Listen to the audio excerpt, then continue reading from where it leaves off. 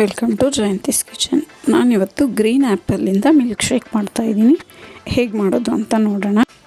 ಒಂದು mixie jar ತೊಗೊಂಡು ನಾವು ತೊಗೊಂಡಿರೋ ಗ್ರೀನ್ ಆ್ಯಪಲ್ನೆಲ್ಲ ಈ ರೀತಿ ಸಣ್ಣಗೆ ಕಟ್ ಮಾಡಿಕೊಂಡು ಒಂದು ಮಿಕ್ಸಿ ಜಾರ್ಗೆ ಸೇರಿಸ್ಕೊಳ್ಳೋಣ.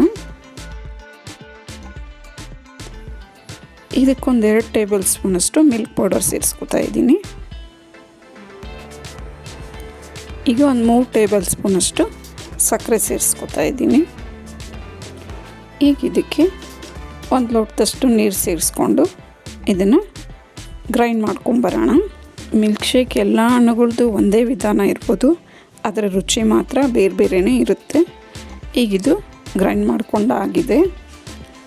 ಈಗ ಮಿಲ್ಕ್ ಶೇಕ್ ರೆಡಿ ಆಗಿದೆ. ನಾವು ಇದನ್ನು ಸೋಸ್ಕೊಂಡಾದರೂ ಸರ್ವ್ ಮಾಡ್ಕೋಬೋದು, ಇಲ್ಲ ಹಾಗೆ ಬೇಕಾದರೂ ಸರ್ವ್ ಮಾಡ್ಬೋದು. ನಾನು ಹಾಗೆ ತಗೋತಾ ಇದ್ದೀನಿ.